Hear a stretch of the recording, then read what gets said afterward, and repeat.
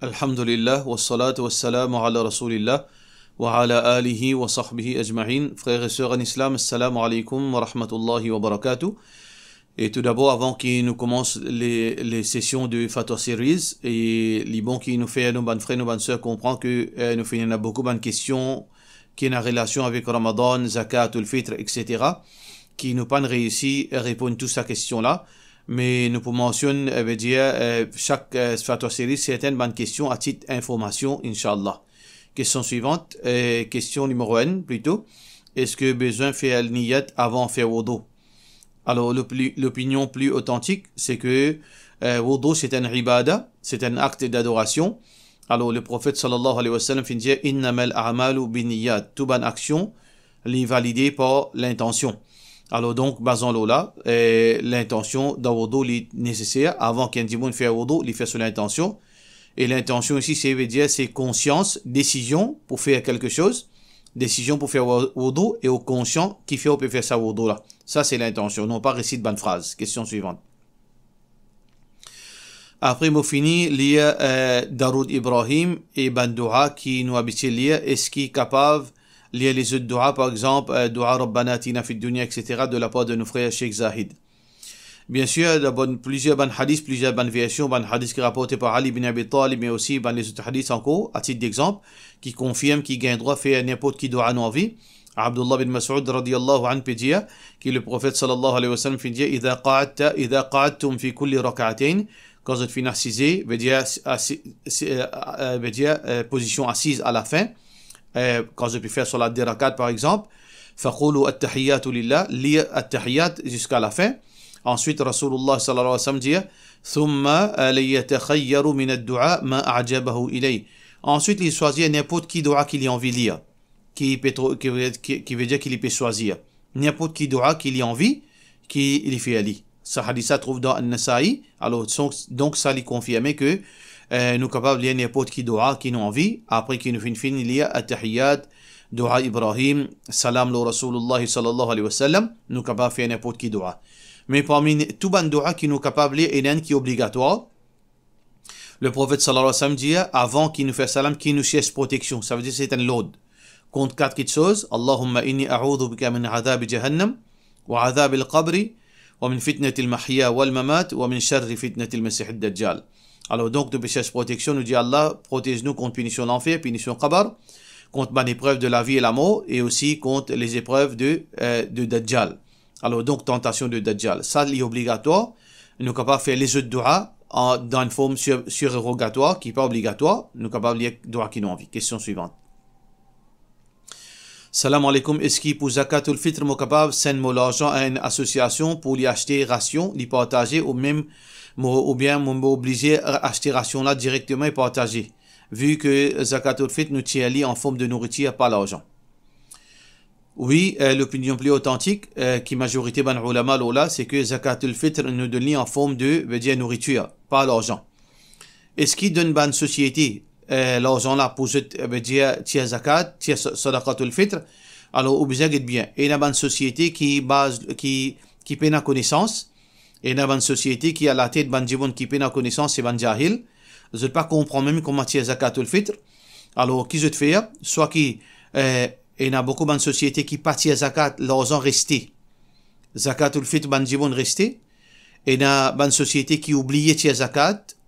Et il y a un cas qui me connaît, qui, ça l'année là, il y a des centaines de zakat pas tirés, oubliés.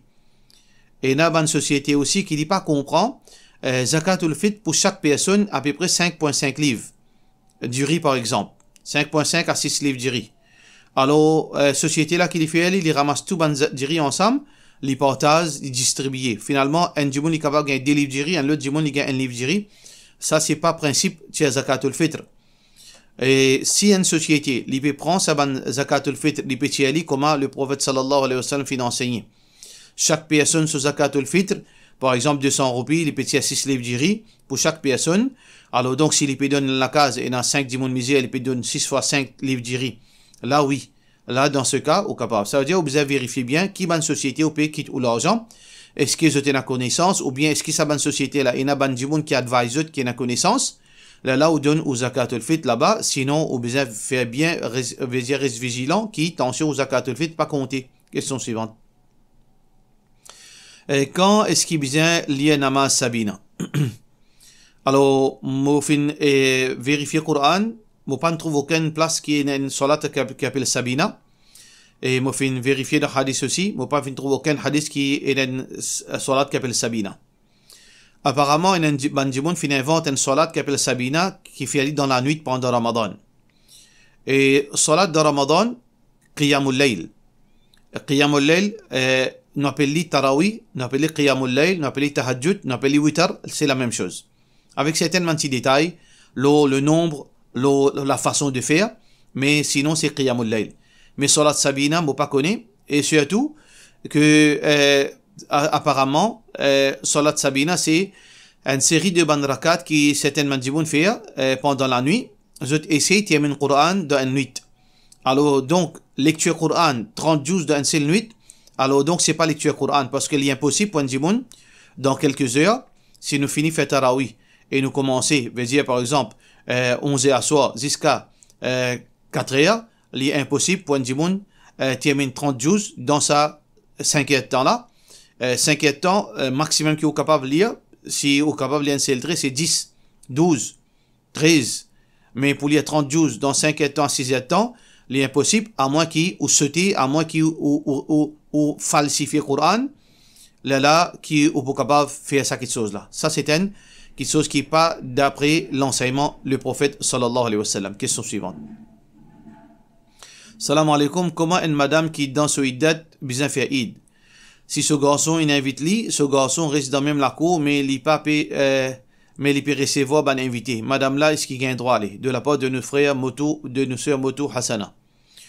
Sœur Hassana ou sa madame qui dans ce iddat, il reste dans la maison. Il n'a pas gagne droit de sortir dans la maison, sauf pour une raison valable, pour une nécessité.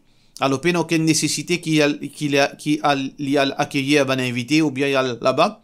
Ce garçon, surtout, alhamdoulilah, les autres restent dans même la cour.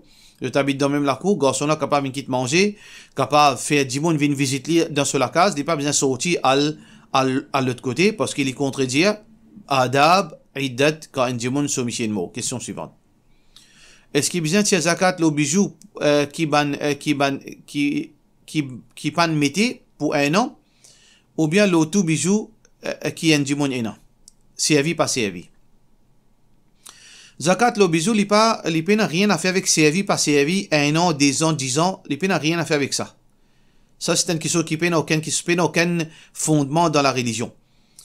Zakat le bijou, ina ban ulama dit, il frappé, zakat frapper le bijou, une madame, si une madame a un bijou, complet de bijou, ou bien certaines veut dire bague, etc. Alors, zakat frapper l'eau là, les bijoux étaient. Alors, donc, si ce bijou il vaut 85 grammes l'eau, alors 24 carats par exemple, là, il tire 2,5% sur valeur. Mais l'opinion plus authentique, c'est que si un djimoun, les riches, une madame, les possédés, alors donc, ce zakat frappé le soban bijou. Si un djimoun, les pauvres, une madame, les pauvres, il y en a un seul complet de bijoux, zakat pas frappé l'eau là, parce qu'il n'est pas riche. Parce que l'objectif zakat, c'est tirer l'argent, zakat, l'eau bandimoun qui est riche. Tirer l'argent depuis zakat, depuis l'argent bandimoun qui est riche et donne aux pauvres. Mais ça dit là, les pauvres, il y en a un complet de bijoux qui les fait gagner comme souvenir. Il n'est pas dans la catégorie bandimoun riche. Mais si un djimoun pauvre, il y en a plus qu'un complet de bijoux. Il y en a 2-3 complets de bijoux. Il y a 2-3 cadeaux ici et ailleurs. Là, non. Les besoins, tirer zakat, soit qu'il y vend 2-3 complètes. Là-dedans, il garde au minimum une complète. Là, il est capable de dire service à ban, il pas gain droit, God, plus qu'un complète si limité. Il pas gain droit, et il y a 3-4 complets de bijoux, il vivent le zakat du monde, et il y en a 3-4 complets de bijoux. Parce que là, il est dans catégorie de bonnes personnes riches. Parce qu'il y a un complet de bijoux, il vaut à peu près 75 000 à 100 000 roupies. S'il y en a, par exemple, 3-4 complets de bijoux, un djimoun qui possède une valeur à 400-500 000 roupies, il n'est pas capable de considérer pauvre. Ça veut dire qu'il y en a 3 situations. Quelqu'un qui possédait, les riches, il y en a bijoux, zakat frappé l'eau là. Un djimoun qui est pauvre, il y en a un seul complet de bijoux, ça veut dire qu'il n'est pas dans la catégorie de bonnes personnes riches, paye na zakat le ce bijou. un djibun qui pauvre, il y en a plusieurs complets de bijoux. En fait, il n'est pas dans la catégorie djibun pauvre. Il est dans la catégorie djibun qui possédait. Il besoin soit qui les chia zakat, le tout soban bijoux, soit qu'il y vend les restes complets de bijoux, il garde le minimum possible. Là, il est éligible pour prendre zakat. Question suivante. Est-ce qu'il y a une madame capable de se micher zakat si ce monsieur est endetté? Alors, tout d'abord, nous avons besoin de comprendre, ça c'est une petite chose qui est très très sensible et parfois Djiboun fait truc. Un Djiboun endetté. Est-ce que Djiboun endetté mérite zakat? Oui, Allah subhanahu wa ta'ala fait dire wal gharimin, ban qui est endetté. Mais il y a un Djiboun qui est endetté, mais seulement il y a l'argent. Il y a une catégorie de personnes, il doit Djiboun, mais seulement dans la banque, il y a l'argent qui n'est pas retouché. Il y en a des millions en banque. Et il y a sa qualité de Djiboun là, mais il fait dette en dehors. Là, il dit, oh, ben, mon endetté, mon mérite zakat. Zakat, c'est ban Djiboun qui paie l'argent qui est dans la catégorie pauvre. Si un Djiboun est riche, mais il est endetté en même temps, il n'a pas mérite zakat. S'il est riche et il est endetté, ça veut dire, ce endettement, il est capable, par lui-même, rembourse ce dette. Ça veut dire, il n'a pas mérite zakat. Qui Djiboun qui est endetté, qui mérite zakat, si un Djiboun est endetté et il paie l'argent qu'il a gardé. Ni en banque, ni de sur la case. Là, il mérite zakat. Si ça, Michel là, ça époux là, il est dans sa catégorie de personnes, qu'il est endetté et il paye aucun l'argent gardé. Alors donc, est-ce que ce madame gagne droit de donner l'argent? Majorité ban ulama, l'eau ça l'opinion là. Qui est une madame, il gagne droit de donner ce Michel l'argent. Parce que qui fait ça? Parce que madame là, il paye aucune obligation vis-à-vis Michel là. Ça veut dire, il pas pétriqué là. Ça veut dire, il paye aucune obligation vis-à-vis Michel là. Alors il est capable d'accorder l'argent, zakat. Basant le hadith qui est rapporté par Bukhari Muslim, alors donc Abu Sa'id al-Khudri radiyallahu an, il dit que le prophète sallallahu alayhi wa sallam, lamma amara an-nisa bis sadaqa, quand le prophète sallallahu alayhi wa sallam fait une ordre de madame pour tirer sadaqa. Ici, sadaqa dans hadith, il applique pour sadaqa obligatoire et pas obligatoire, le général. Alors nous pas gain droit, le dire là, péco sadaqa, veut dire normal.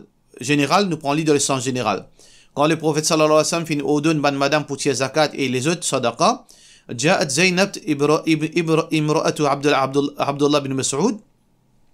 عبد الله بن مسعود ان صحابي سو مدام كابل زينب في من جيت رسول الله صلى الله عليه وسلم وقالت الى فنجيه يا نبي الله او بروفيت الله انك امرت اليوم بالصدقه تفين اودنو aujourd'hui pour donner zakat pour donner sadaqa وكان عندي حلي موينان كومبليت بيجو موينا بيجو pour moi فاردت ان اتصدق به مفين envie donner sadaqa sa bijou là.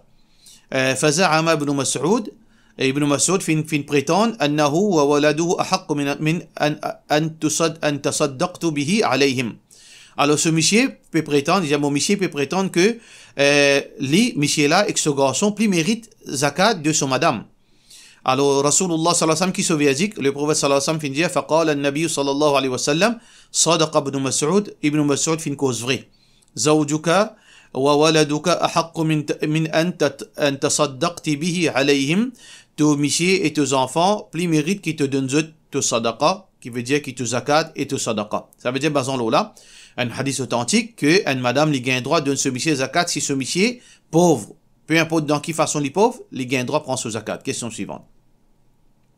Salam alaikum, Cheikh, dans le flou, tu es capable de donner-moi une explication, l'eau, quand nous rentrons dans la lune Muharram pendant 10 jours, et la plupart de mes soeurs, frères, musulmans, pas mangent la chair, je deviens végétarien. Est-ce qu'il est permissible ça? De la part phase. Alors, personnellement, je ne sais pas qui majorité ban musulmans fait ça. Peut-être certains ban imbéciles, ban ignorants, ban jahil, ou bien ban djimoun qui est influencé par certaines ban sectes. Alors, d'après le Coran et d'après Sunna, pas existe ça. Et ça, ils font partie de ban qui nous fait une copie avec ban les autres religions. Et dans les autres religions, ban chrétiens, dans autres carême, ne pas manger la chair. Et ban hindous, dans autres carême, ne pas manger la chair. Nous, musulmans, nous différents. Nous ban rites différents, nous ban règlements les différents. Nous ban règlements, nous pouvons ça depuis Coran et Sunna Rasulullah sallallahu alayhi wa sallam. Donc, dans Coran et Sunna, dans nos religions, péna veut dire végétarien ou bien abstenir avec la chair dans certains ban moments, veut dire ibadat, etc. Alors donc, il y a une petite chose, c'est une bid'a, c'est une fausseté et péna rien à faire avec la religion islam. Question suivante. Et moi, j'ai un problème avec mon patron dans le travail. Alors, après plusieurs jours, je fais une cause avec mon monsieur. Est-ce que ça appelle ribat? Non, il n'est pas appelé ribat, ça.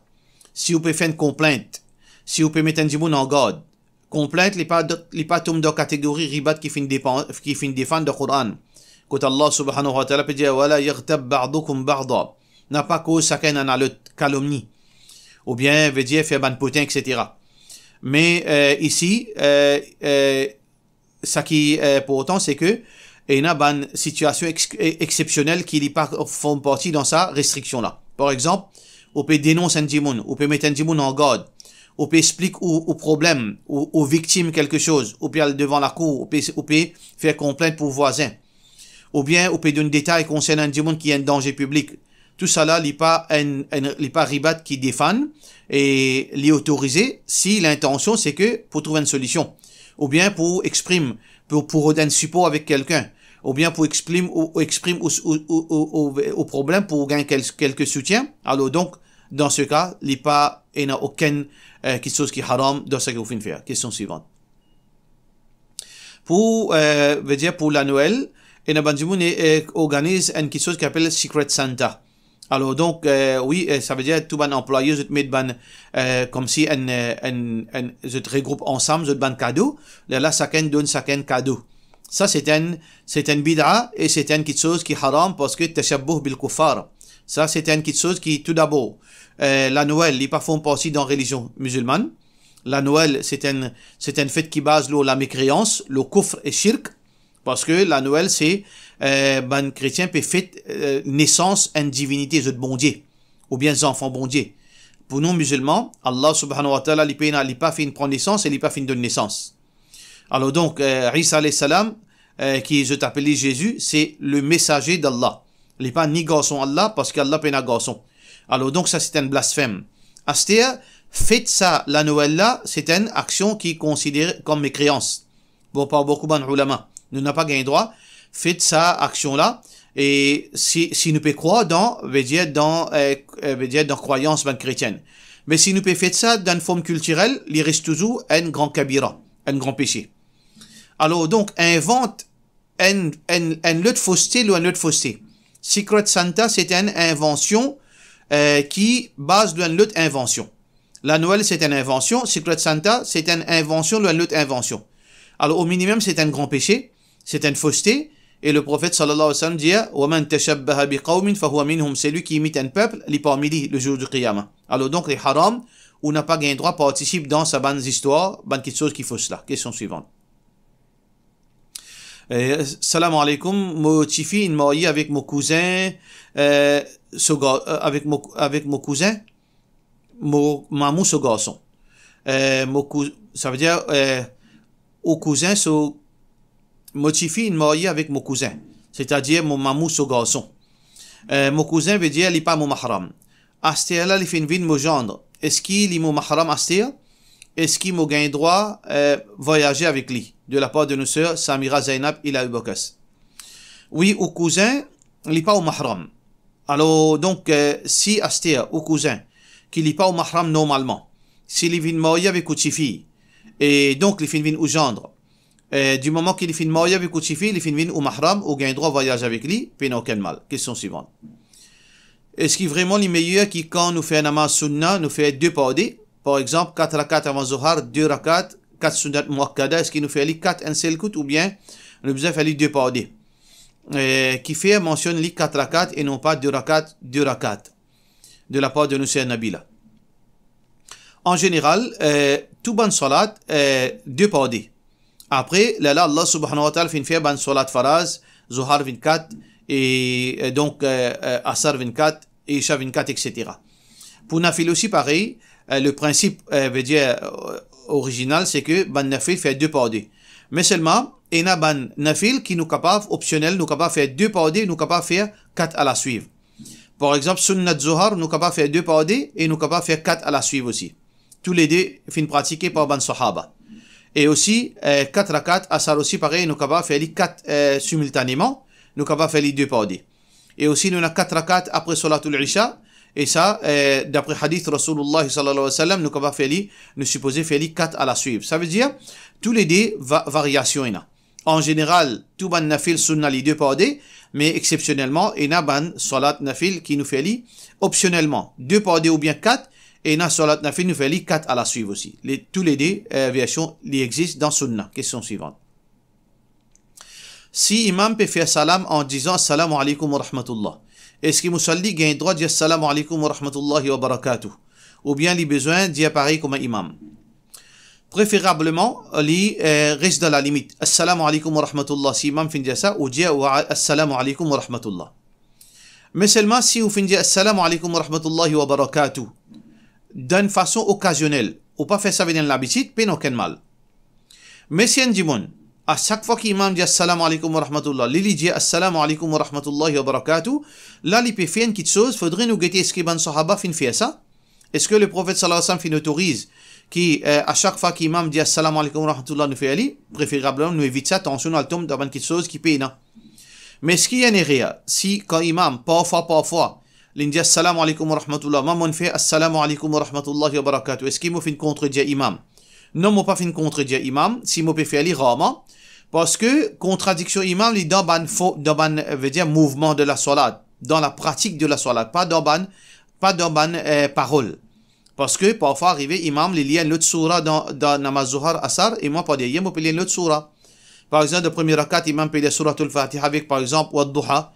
Et moi, pas de yem, on peut lire suratul Fatiha avec Qul a'udhu bi rabbil falaq. Est-ce que c'est une contradiction? Non.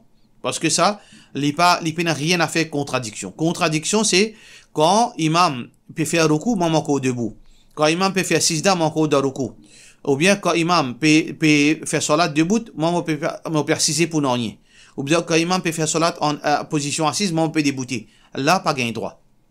Ça veut dire, en résumé, si un dimon, imam peut faire salam alaikum wa rahmatullah, il arrive à un coup, rarement, on dit assalamu alaikum wa rahmatullahi wa barakatuh, pas aucun mal. Mais si imam habitué dit assalamu alaikum wa rahmatullah quand il fait salam, ou tout le temps, on dit assalamu alaikum wa rahmatullahi wa barakatuh. Si vous faites ça comme ça, vous faites aller différent continuellement, là, il y a une petite chose contradictoire. Nous besoin trouver ce source de Coran et Sunna pour nous capables de dire gain droit. Alors, paye ça, qui à chaque fois imam dit fait une façon ou dit autrement. Alors, donc là, nous besoin faire attention. Question suivante. Est-ce qu'il m'a gain droit à remplacer ban salat qui m'a fait rater auparavant par négligence? Si oui, comment besoin faire aller? Beaucoup de ulama disent si un dimon fait rate salat par négligence, paye n'a remplacé pour lui. Les besoin faire un tauba sincère parce que sinon Allah pour mettre dans l'enfer. Il mérite l'enfer si Allah pas pardonne lui. Alors donc, les besoins font tauba sincère, ils finissent commettre un grand crime. C'est kufr qu'il finit faire. Mais si un dimon, les pas connaît, par exemple, il tient un non-musulman, il embrasse l'islam, et il finit dans la négligence, c'est pas si connaît l'importance salat. Après, il finit prendre conscience, après 2 ans, après 3 ans, là, dans ce cas, les besoins remplacent sa bonne salat. Et par contre, il y a les autres ulama disent non. Négligence, pas négligence, ou tu connais ou pas tu connais, tout ça, bonne salat, il reste un dette, l'eau ou la tête. Alors, préférablement, ou remplacer les meilleurs. Comment on fait ali? Premièrement, on fait l'intention, on demande Allah pardon, et on fait l'intention pour remplacer tout salat. Là, tous les jours, on remplace d'après aux capacités. Par exemple, si pendant 5 ans, on pas fait faire salat par négligence, on demande Allah pardon, et on promet Allah pour remplacer tout ça salat là. Là, on guette d'après aux capacités, 2 salats par jour, 3 salats par jour, ou bien après, 1 salat par jour d'après aux capacités, on remplace les. Si vous faites une récite complète, alhamdulillah, si vous pas une récite complète ou l'intention, les compter devant Allah subhanahu wa ta'ala. Question suivante. Salam alaikum, l'époque longtemps, quand il y a des enfants qui périssent malades, tu peux faire un système, un dimoun de la famille, même à ces enfants-là, là, ils arrêtent malades. Est-ce qu'il y a un droit ça, dans l'islam? Ça, c'est une pure superstition et un pur mensonge. Alors donc, Allah subhanahu wa ta'ala, lui qui donne une maladie et lui qui guérit. Wa idha maridtu fa huwa yashfin. Et celui qui, quand il est malade, c'est Allah qui guérit lui.